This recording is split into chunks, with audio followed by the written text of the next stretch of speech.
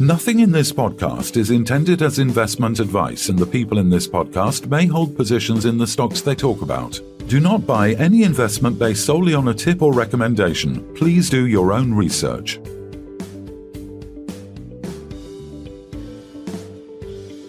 Hello and welcome to the Sunday Roast. It's Sunday the 5th of January. I'm Phil Carroll.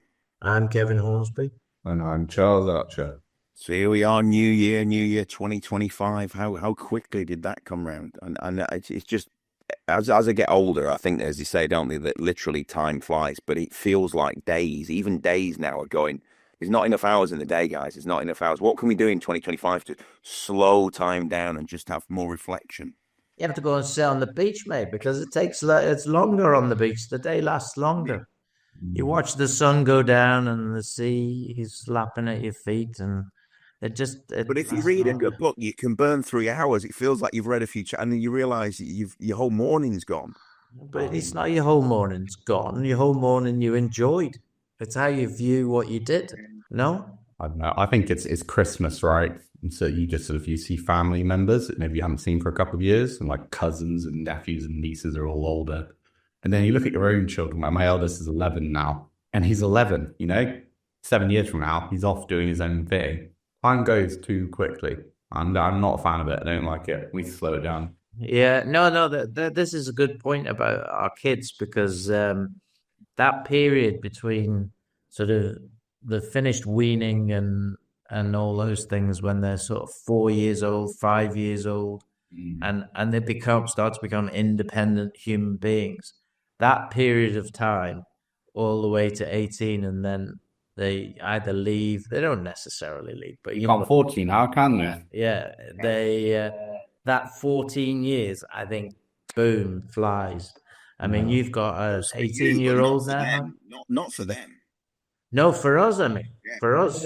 Because you remember your school days. Primary school felt like an absolute age to get through those 6 or 7 years. Secondary school went a bit quicker, but still felt like an absolute drag. But as a parent, as you say, Kev, got an 18-year-old now, she celebrated her 18th birthday, it's mad how, and that just feels... You still feel 18, don't you, Phil? Yeah, exactly. Yeah.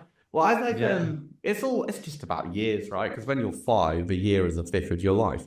And when you're 50, it's 10 times less. It's just time goes faster the older you get. But I think the good news is that our generation now, the older guys, the guys in the 30s, 40s, 50s, I think we had a good chance of living a good old long life. So let's hope we see New Year's. Well, what is your New Year's resolution then? Do you have a New Year's resolution? My New Year's resolution is to get back in physical shape, because I injured my knee back in late February last year, and then I can do anything apart from swimming, which I hate, until about late November. And I've now got the all clear to go running and do exercise, like proper exercise again. And I'm quite excited to actually get back in shape, because it's been a miserable in terms of I'm someone who's always been really active, and the past 9 months, 10 months has just been awful for me in terms of sat in the chair and not being able to do stuff. So I hurt my shoulder last January when I fell down a hole. You fell down what? I fell down a hole with. I just heard what you just said, but okay. Okay. Right. I fell down a hole and I hurt my shoulder, and I don't think it's ever fully recovered. I had physio on it. I was just running along the river, right? Like I had the same place I've done for the past 18 years, and then my knee just went crack, right?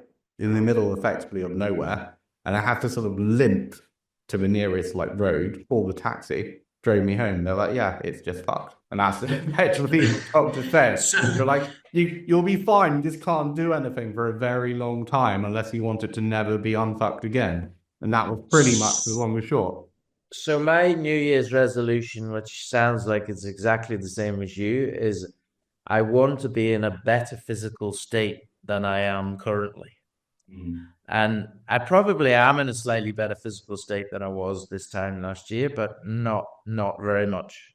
So I would like that to be dramatic. Don't do resolutions, man. That if you look at the success rate, only 75 to 80% of people only keep the resolution for the first week of January, man. So basically it's a change of. Well, It sounds like if we started on Christmas, we'd be done with it by New Year's Day. By the time this podcast goes out 5 days in, you guys are already going to be eating pies, and you've fallen off the wagon, as they say.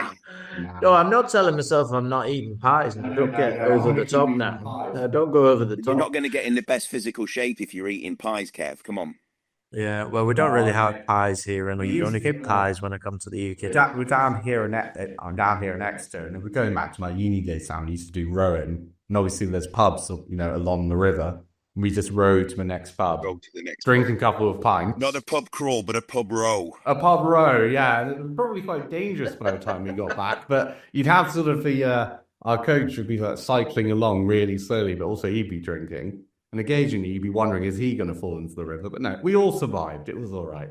But no, back to Okay, so today's podcast is going to be a ramble about lots of stocks that we think have got a chance in 2025.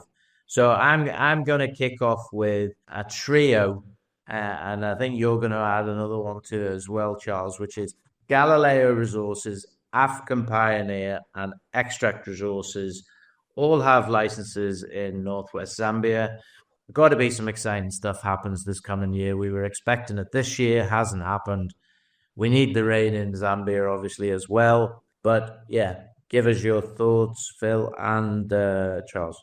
Well, I say with Arc Minerals and Tertiary and various others, it's these companies. You're drilling in these places in northwest Zambia. You're gonna somebody's gonna find the another load, right? And the problem is with the rain, the less it rains, the more we can keep drilling. Fantastic. But I think with all of them, it's just a case of we've now got to this point in Zambia where all the majors are coming back to the country. They're all desperate to get decent licenses. ARC obviously already has this massive joint venture with Anglo American, but African Pioneer, with Acumen. But I suspect that Ivanhoe is obviously coming back to the country, and they've not talked very much about what they're doing. Wouldn't surprise me to see them get involved with some of these smaller companies that already have locked down some of the best licenses. And we're going to have we have this situation, we already have it now, where we need the majors to fund the exploration properly.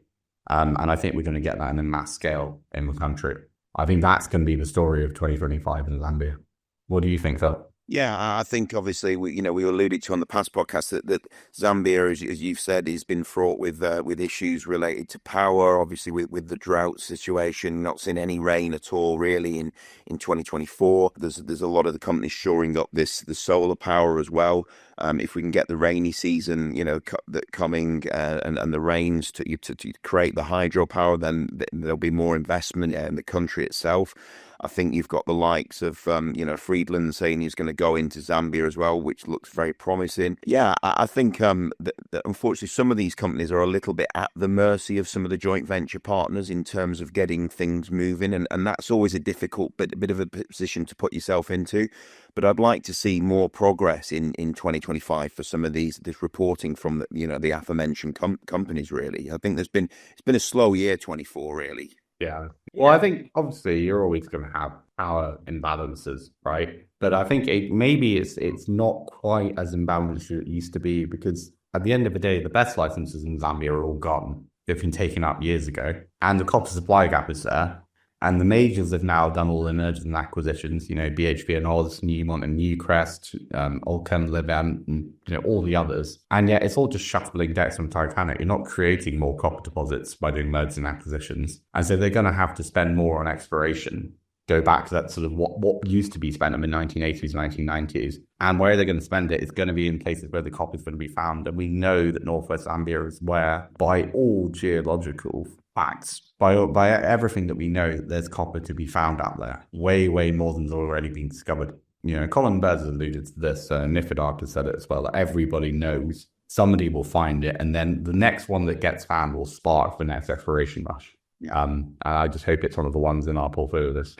And they've got, I think those three companies that Kev mentioned, Galileo, Extract and African Pioneer have got extremely good real estate. They're really positioned well in between the Angola and up to the Congo. I think that they are prime real estate. Yeah. Prime, all prime real estate. Yeah. I mean, that's what I say. And there are licenses available. They're just not as good, So what about the copper itself? Okay, we got these licenses, but what about the copper itself? 2024 did not go as I anticipated. I really thought copper was going to do a bit of what gold did this year, up 30 odd percent. Copper is not up 30 odd percent. It's probably flat on the year, even though at one point it was up maybe 25%. Well, copper, it's interesting because copper and iron ore have always historically been tied together because effectively they're both base metals, which do well when the global economy is booming, and don't do well when it's not.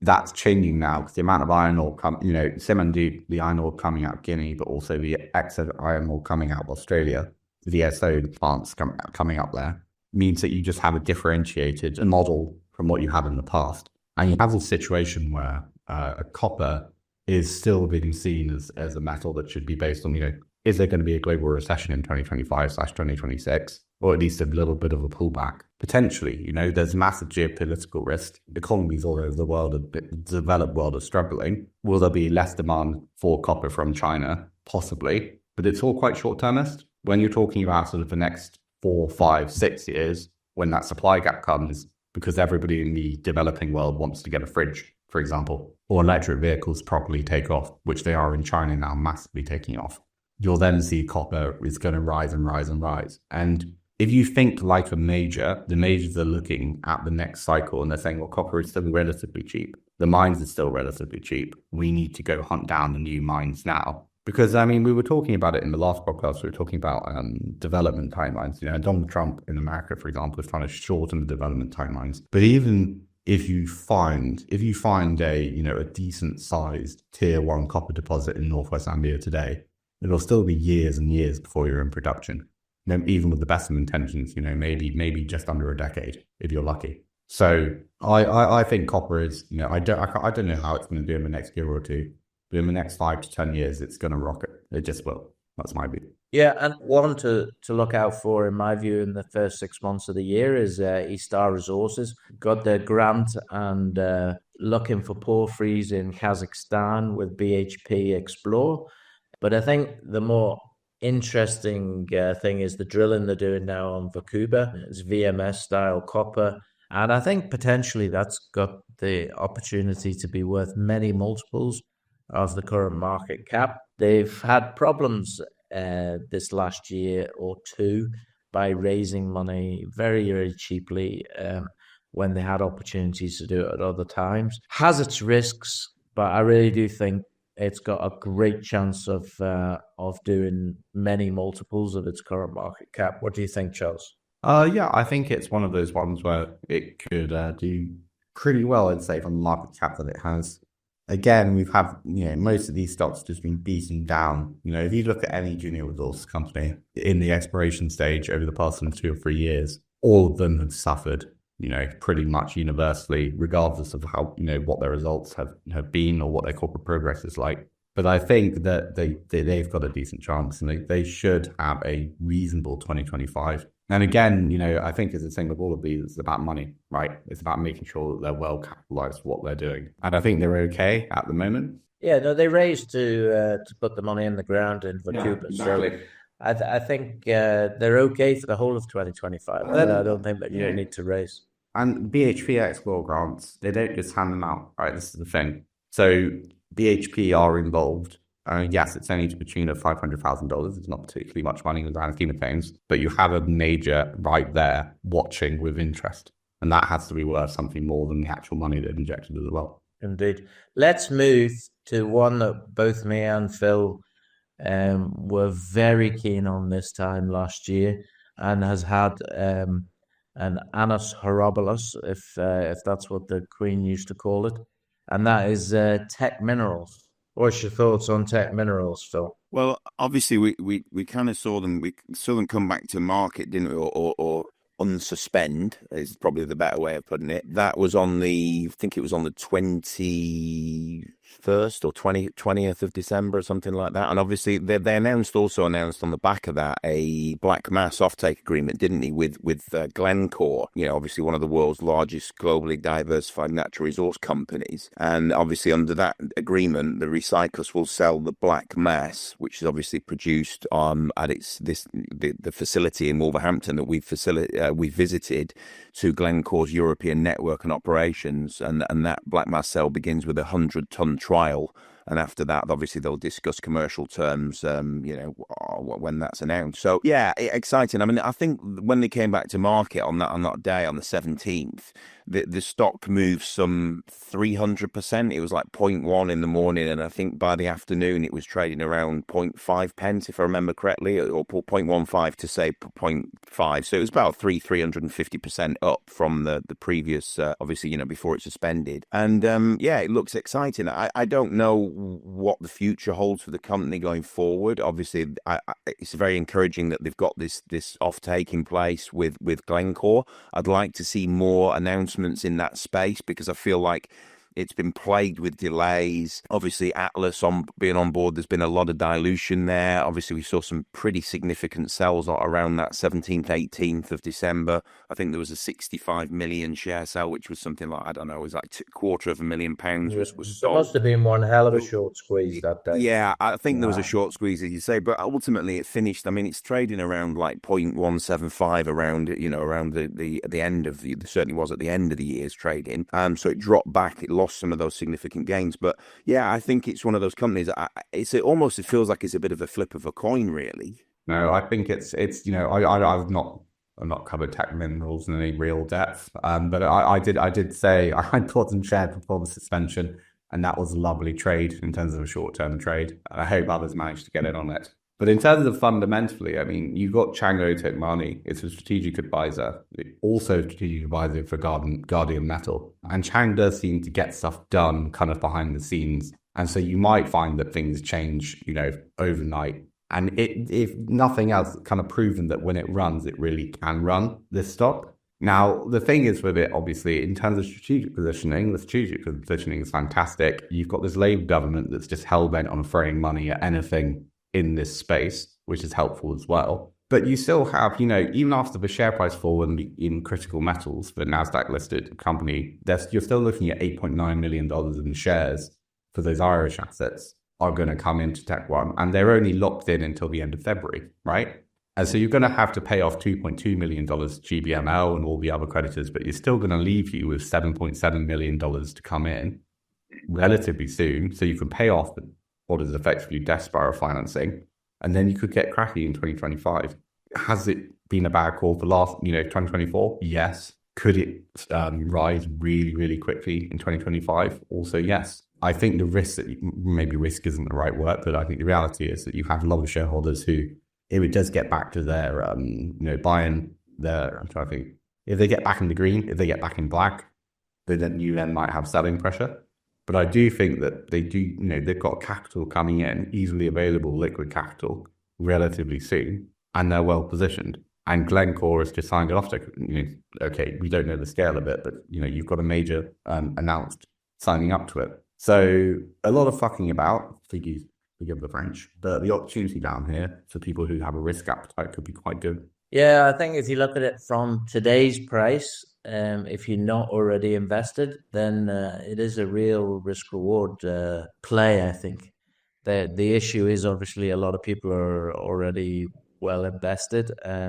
The scenario is that there is going to be quite a lot more dilution, I think, whether we like it or not. And that's obviously going to not help current shareholders. But I see it's got a fighting chance now. It's obviously had all sorts of problems in 2024, one of them being that really just didn't get enough batteries through the gate to actually produce enough income to run itself. But I think that's slowly but surely changing.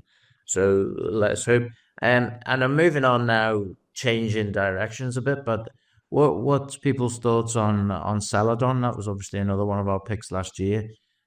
Did very badly at the end of last year because of really cash flow problems, not the actual product or what it's trying to do, or even it was its financial security that really affected it. So I think it's another, for me anyway, it's not that far off Tech Minerals in terms of it's a real risk reward play that if they get it right, if these revenues start coming in from Denmark and the other revenues start coming in the UK from what they're producing at the minute, then this could be a real turnaround very, very quickly. I think it's one of those ones. I mean, the last RNS from just before Christmas, I mean, it was saying as long as they get the last bits of capital that they are due from creditors, then they have enough to sort of March, the end of Q1 next year.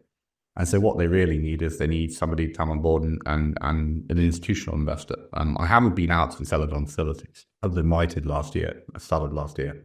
Phil, I think you've been actually. So you might be able to comment. Yeah, I was up there in sort of August, end of August, September. But the actual facilities themselves, like what they're actually able to do, what they have, is promising, right? Like it's something that it's a company that should be able to grow.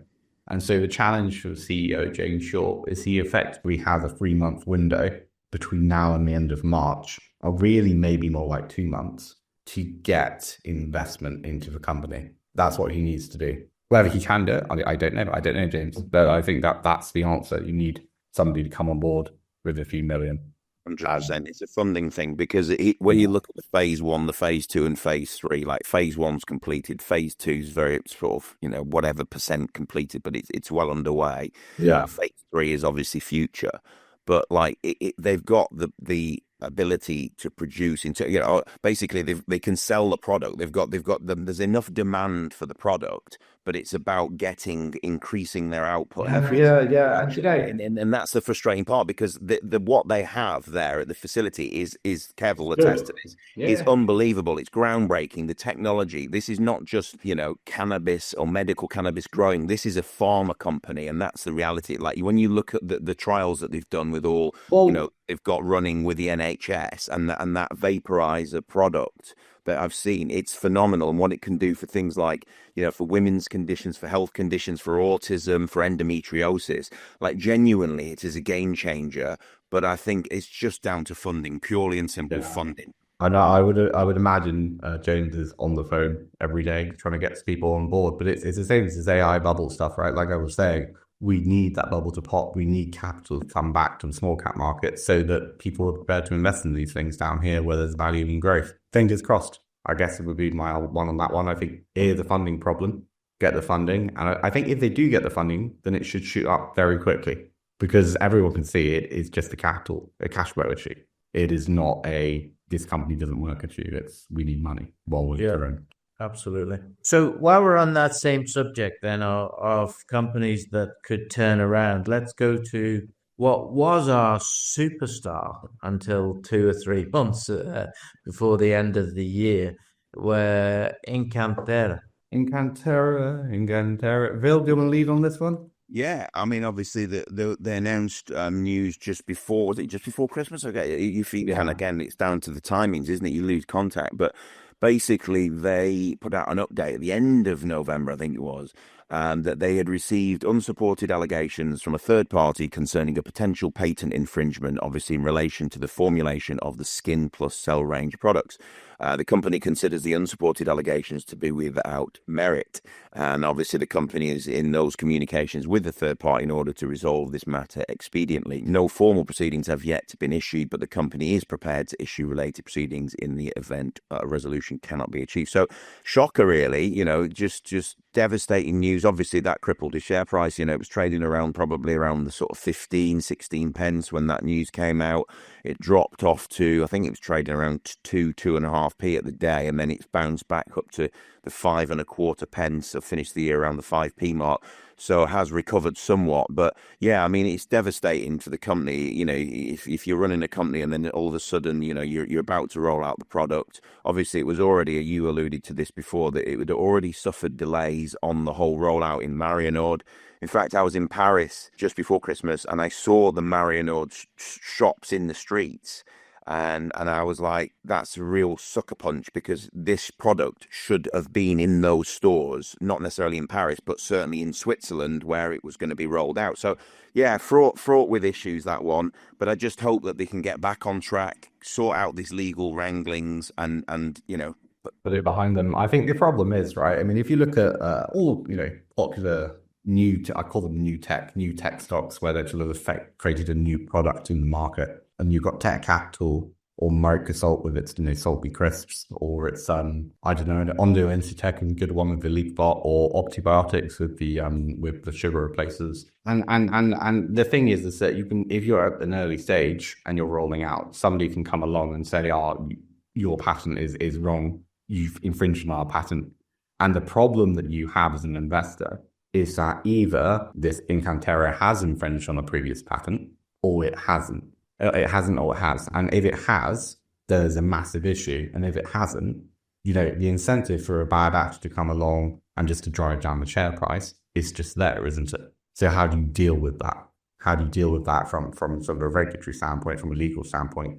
From my perspective, it's a legal case, so you can't comment on that aspect of it. But I would say it seems to have been launched, this legal action, at a time where it would do the absolute maximum damage, right? This is a publicly traded company on Aquis. Whoever had a problem with the potential patent infringement would have known about this months and months ago.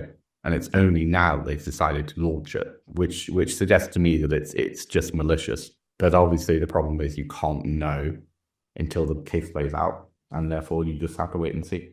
Yeah, and if it is malicious, then and it all effectively rolls into what we anticipated, then you could be picking up one hell of a bargain, but you're actually taking that risk. So another stock moving on would be Energy Pathways. Had an interesting 2024, launched just the very, very end of 23, and bombed pretty much for 6 months. And then they got some funding, a £5 million funding package. And then obviously everybody believed that this project can now take place. So it went from sort of 1.5p all the way up to 12 or 13p, I think. Its height was just after the budget, actually, I think, when the budget was announcing all these wonderful things for green technology and hydrogen storage and the electricity. So how do you think EPP could go forward in 2025, guys? I'll lead on this one. I think when you sign a financing deal like they have, you effectively create a situation where you have to meet deadlines. And if you do, you'll be fine. And if you don't, you'll run into problems. But they're just, this is the thing. It's if you have a Labour government which is hell-bent on spending billions and billions of pounds of various, at this kind of stuff, then they're just well-positioned. It's as simple as that. It's the same with Yen1. They're well-positioned. They've now got money. And the question is, can they execute? I don't know the management there. I think you guys do, actually. But this is now an execution question. Do you have the management capability to make this happen? You've got the money, you've got the positioning, and now it's management, and it's all on them. And I can't comment on that, I guess. But I would say, my view is that I think Ben Kluve has years and years, decades and decades of experience in this, and I expect him to execute. Yeah, and then if they added some big names, I think they're going to make money. Yeah, so probably 2025, 2026.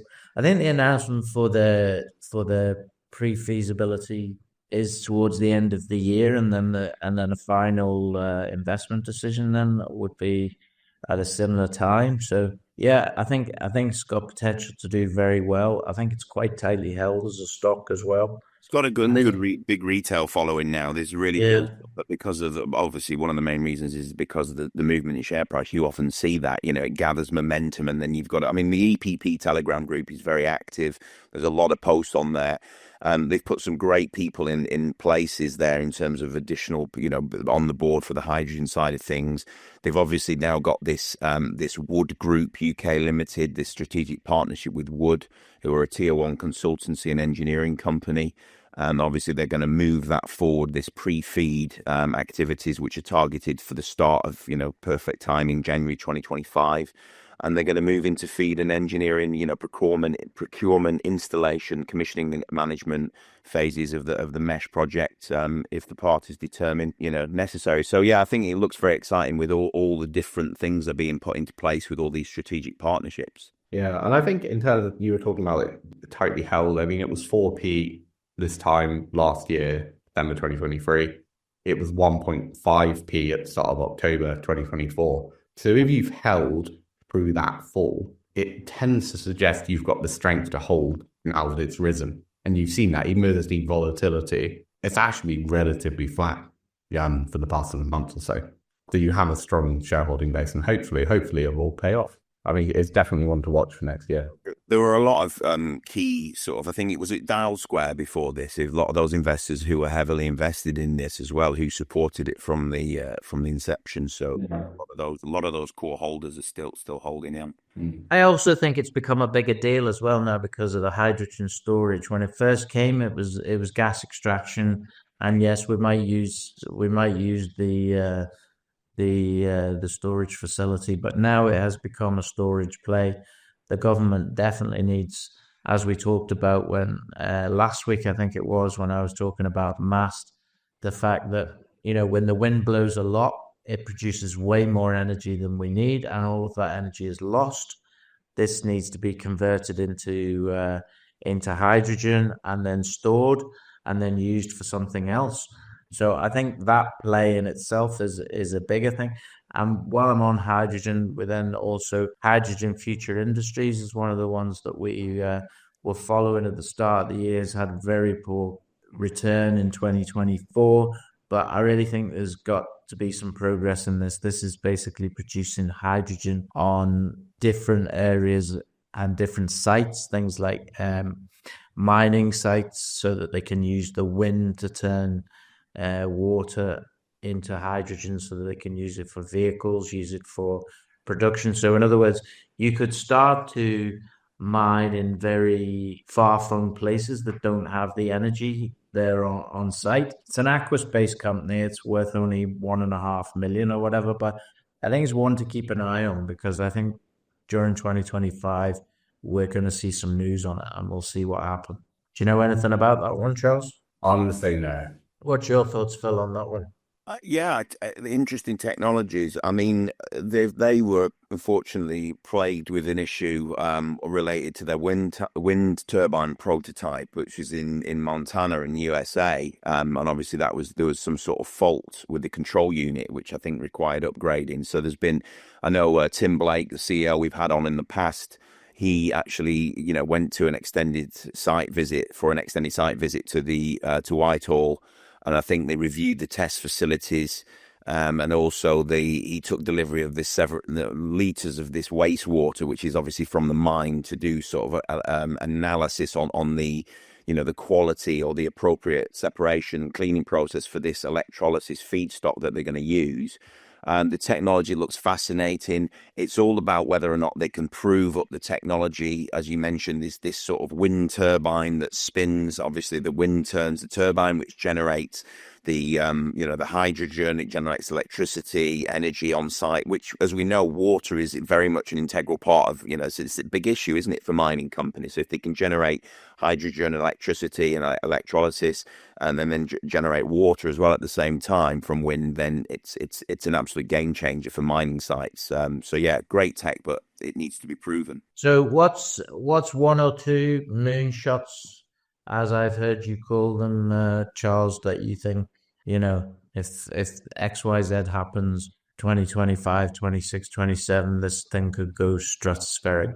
Moonshot. Moonshot. The thing is, when we talk moonshots, we're hoping sort of like 100 times return, which is, seems a little bit greedy. And I think when we're looking at kind of the moonshotty kind of companies, and you're looking at ones which have like a potential global reach, they have a new technology, they can do really, really well. And so, ONDO and Stratec, I think with the LeakBot, I think that is going to become a global technology that's in every developed home in the world, because it solves a water leakage problem that we just has never been sold before, and it just works, and it's patented. And Craig, who runs the shop, is just really, really good at it. If we want to talk about like junior resource companies, I think, like I said, we've covered some of the ones in Zambia. I think they do really well. Rome Resources, I've talked about a lot. That tin and copper play, I think, is really, really, really good. But yeah, I think I'll tell you what it is that when we're looking for like moonshot stocks that are going to do really, really, really, really well, I'm just waiting for something to come up at the moment. I haven't got anything yet where I can go. For me, a moonshot for 2025 and beyond, there's actually, I've got two, and both of them reserves plays. Okay, the first one, in my view, is Conroy Gold. If it gets a joint venture, it is gonna go ballistic, right? And that's the if, isn't it? Right? Yeah. I don't doubt that there is a huge amount of gold there. I don't doubt it, but it needs money spent in the ground. And if that money is spent in the ground, then all good. I can't see that this will not go crazy. To be fair, yeah, I spoke to Marion, the ex-Barrickin lady, at pretty serious length at Mines and Money. Yes. A couple of weeks ago. 2 weeks ago, I don't know. It's quite a while ago now, actually, wasn't it?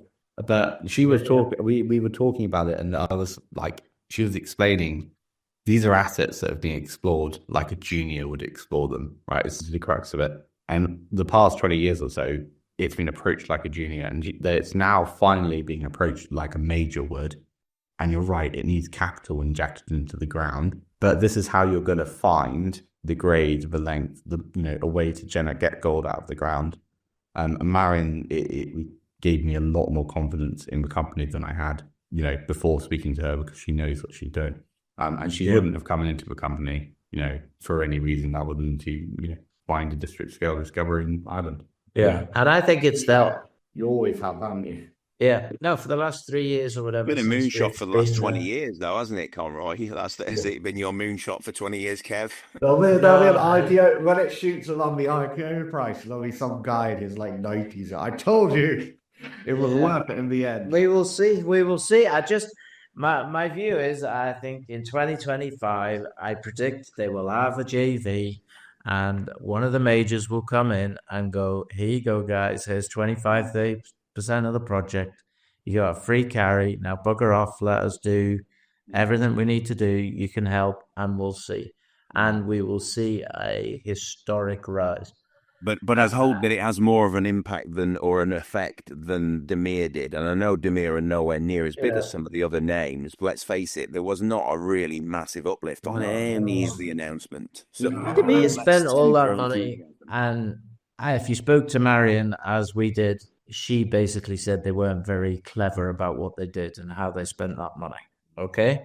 So now that isn't undermining them. That is really, they were not gold discoveries, and they didn't come in as a major to try and say, how can we get this district sorted out and pushed forward, I mean, and there's the second one is GENF, okay? Who doesn't want to live longer? Okay? The longevity. They keep getting grants. They keep not needing that much finance. And they're moving into the longevity with pets first so that they can start to see how this will work in humans. We've interviewed them a few times in the past, like a year or two ago. But I think GenFlow in 2025 is going to be a year where it will change. And if they do come up that actually proves that this extends our lives, then this is going to go bananas. Okay. And then my third one, which you can also argue about, is actually more resource-based again in Rwanda and in Morocco. Ethereum, I think it could go crazy if they come back that Rio has found district-scale lithium and that we visited in Rwanda. I really do think could go crazy. Hardly any buying on this stock. It just has floated down. It's now 50p. But if those results come, and they're going to come in the first few months of 2025, and they are good and prove a district scale lithium, along with probably JV of some pretty sizable copper assets that they've got in Morocco. I think you could do incredibly well in 2025. Any other stocks anyone wants to mention? Yeah, well, you just mentioned Morocco, so I'm going to throw one out here as Emmerson, right? So they have effectively a dispute with the Kingdom of Morocco, and there's now a specialist arbitration legal team that's effectively going after Morocco to get some money out of the country. And this group of investors which back them were the same ones that backed the Greenex arbitration victory over the Polish government. Okay. And I just look at that and I go, this is one that could could be a good moonshot if you like a little bit of risk reward. But I can't guarantee it, but I have a few shares I think could be quite fun. Yeah, I like that asset. That's the Chemiset asset, the asset, isn't it? There, Yeah. Very good. But again, they've been fraught with. I mean, I'm not saying it's a horizontal story, but they were really beaten hard, weren't they, Emmerson, on that news? Oh yeah. No, this for me, this is a play on a decent legal team. It's as simple as that. It's not really anything to do with the asset anymore. No. It's if you look into the team that's taking that legal case and the finance that's backing them and how many places they've won elsewhere in the world, it looks to me it looks promising, and also it's I wouldn't say easy money because it's never easy money, but for me an easy kind of decision to jump in. But I will say take your profit when you make it. Yeah, well, that's the thing is with those ones, like we saw Zenith Energy, I don't know if you saw that, but they announced that a key decision, and I think it was like a $503 million arbitration case against the Republic of Tunisia. And they basically, that their legal team managed to get the tribunal, was fully rejected that Tunisia's attempt to delay the proceedings, which will allow the case. And they did like 200% on that news. So there can be some pretty wild swings on these legal wins. Yeah, I think they can. The last one I'll come on to, for me anyway, was, and partly because one of the stocks I chose in 2024, 2025 was Power Metals, was First Class Metals. First Class Metals, here we go. They've raised considerable amount of money at the end of 2024, all through this 79th group, which now seems to be going to take a major stake, as in 51% of First Class Metals. What's your thoughts? I mean, my thoughts is, yes, it's a lot of dilution, but the scenario with the assets that they have, they can't really be progressed unless they spend the money. Raising the money just on the market probably could have cost at least that and maybe more. So is it a better situation to have given away that much of the company but now be secure, or should they have carried on down the route? What's your thoughts? There's no point diluting just to raise working capital, right? Which is what their alternative was. So this is the best thing they could have done. Are IPO investors going to be happy with it? No. Have they, people who've been in from the start, generate a profit? No. I'm kind of frustrated with it because it seems like the assets that they have and the work they're doing should be reflected better in the market cap, and it just isn't. But the North Hemlo property and the Zigzag property, the lithium property, these are both really, really good assets, and you get some exploration in there, and you could find something really, really good. And you're in the right part of the world, and I think they did the best they could with what they had. I think that's the reality. If you were in their shoes with this market, you would have done the same, I think. But in the same part of the world, obviously, you've got Panther Metal, which has assets which are going to, some of them are very, even adjacent. And I know Darren's doing a lot of drilling there, so we're going to get some interesting assays back. And then Fulcrum Metals, with the technology with extract. I think, do you know what, actually, I think I might make Fulcrum one of my moon shots for the next few years. Because that technology, I mean, I've looked into it in like real serious depth with extract, is just, an extract is part of a Bechtel. It could be game changing for the gold, or even just the mining materials industry in general. And I really like that, as you say. Like I think you caught up with Ryan and Aidan, and we certainly had a chat with them. Many people. They're very interesting. Like that TechQs and Silvernight, like they put out a tailings update, didn't they? where they announced, I think it was like an increase in gold recoveries of up to 63%, Yeah. plus the reduction in the leach times of up to 94%. Well, So, so there's $10 billion of your gold in tailings, in Canada, and most of it is like a community problem they want dealt with. And what this tech does, it gets the gold out of the tailings, but also renders these toxic tailings inert and no longer an environmental hazard. So it's two birds, one stone, and you can buy these tailings piles for next to nothing because they're valueless or even a liability to whoever has to deal with them. So yeah, I think it's one of the ones which could generate massive capital. The only thing I will say is because you've got Bechtel and Extract involved, that everything has to be done at their pace, and therefore it takes time. So I'd say it's more of a moonshot for 2026, but given the share price is so low now, it's a good place to buy in and just hang on and wait. That's an interesting one, really, isn't it? Because when we talk about a lot of these companies, you talked about Jubilee and you picked Jubilee for 2025. They are basically taking the resource out of the crap that's left. Yeah. And in an essence, you don't have to mine if the crap's already on the surface. So you just got to put the processes in place to extract that. I think as you talked about those recovery rates and the company that I alluded to on the pick for 25 was, and it probably is a bit of a moonshot in the sense that the market cap is 3 million now, circa 3 million, but it's a very low market cap, and that is COBR Resources, and I've talked about them in the past, and the fact that they've done this very differently than your traditional exploration companies, and what they've done is they've prioritized the metallurgy first rather than proving the deposit up. So basically they've proven that Boland that they've got this high recoverability and economic potential ahead of this traditional resource drilling. They've done the bench scale testing, which has demonstrated these like exceptional recoveries of the ionic rare earth elements. It's like 68% for the magnet REEs and 62% for the heavy REEs. And again, using very low acid consumption and mineral impurities, the time it takes with the ISR has been reduced from something like 30 days down to effectively 24 hours or under 24 hours. And it's just this new in situ recovery mining technique in these clays is just exciting, I think. And I think that, if they can get the offtakes in place, they can prove up the resources now at Boland with this. They've got the fully funded 12,000 meter drilling program there to define the scale and grade.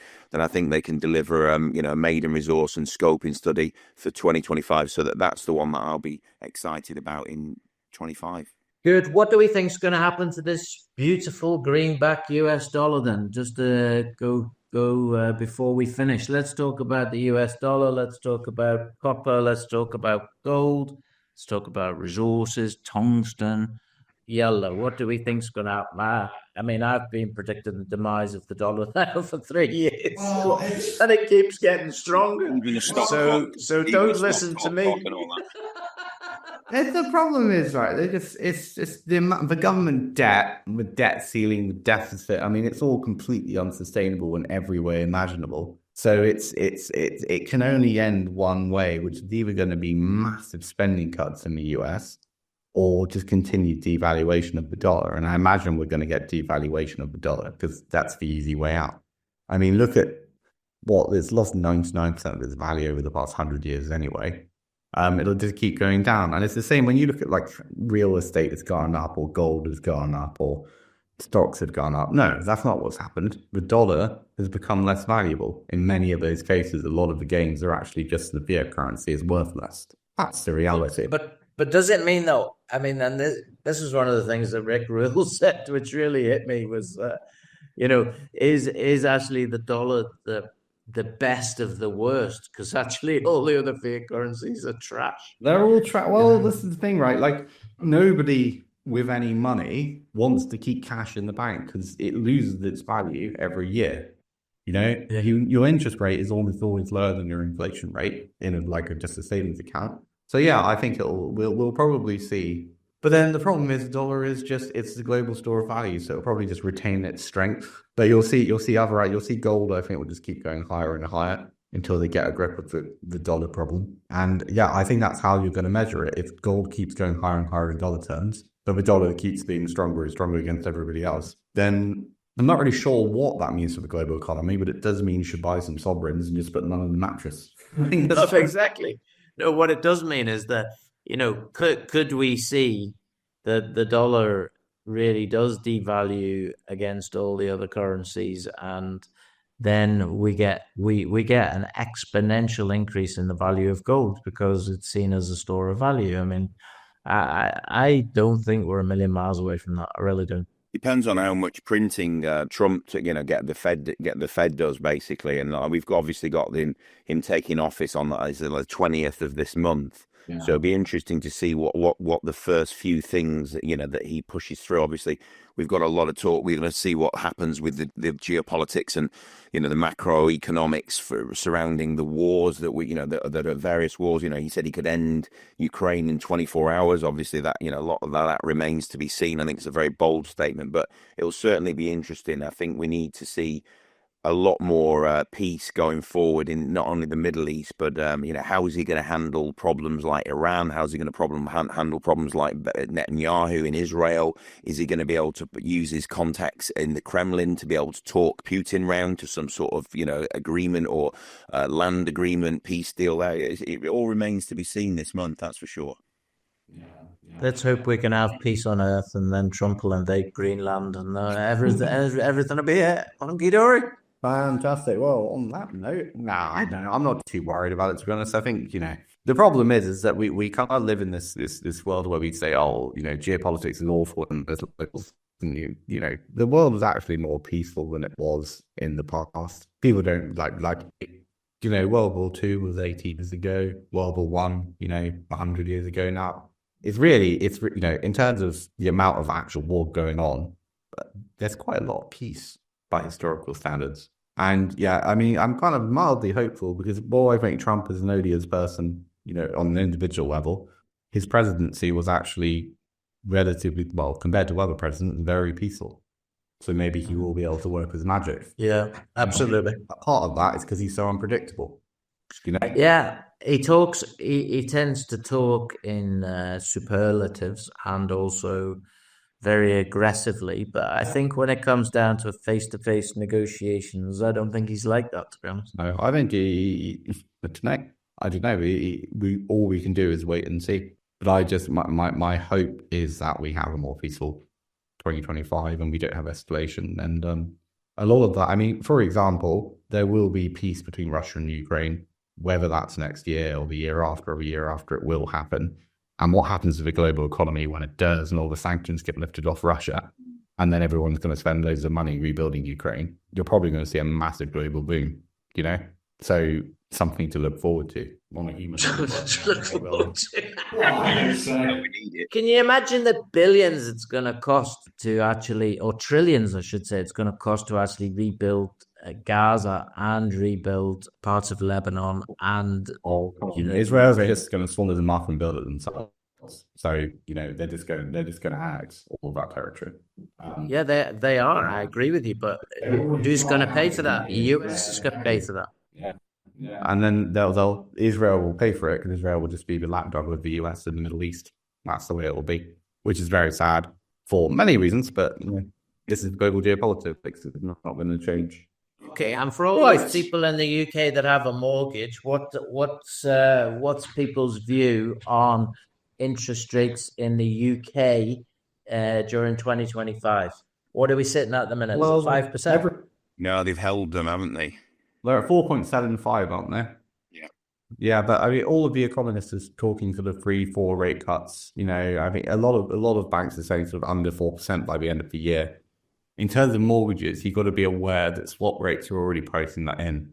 So you're looking at 5-year rates of around 4% now anyway. But I think this, trying to think of the words, you have a very inflationary budget by Labour and possibly more tax rises in the new year when they realise they need more money. And so you might find that the rate cuts that are being predicted just don't happen again. They were talking 5 or 6 rate cuts this year, most of the only got 2. You might get 1 or 2 next year, but it wouldn't surprise me to see rates stay above 4% for the foreseeable future. And to be honest, it's a good thing. I find it quite frustrating when people in general go, oh, it's a nightmare. It's like, no, 4-5% interest rates are great for the economy. They're great for growth. because they create a situation where if you keep your money in a bank account, you're getting a reasonable return, but you're still incentivized to invest, because investing gives you a better return than the bank account, but not in stupid shit. And this has been the major problem since 2008, is that people were throwing loads and loads of money into completely pointless stuff, because it's definitely keeping it in an account where it's going to make nothing. But yeah, I think we'll get a couple of interest rate cuts next year, and then we'll see. I hope so anyway, unless there's a big global shock, which again is the same problem. We had Brexit, we had Ukraine, had Silicon Valley Bank, we had Credit Suisse, we've had the pandemic, obviously. It's been so many black swan events over the past few years that, we don't know if the next one's going to be around the corner or not either. That's the other issue to think about. So what's the black swan event of 2025? Taiwan, potentially, is the real big danger, obviously.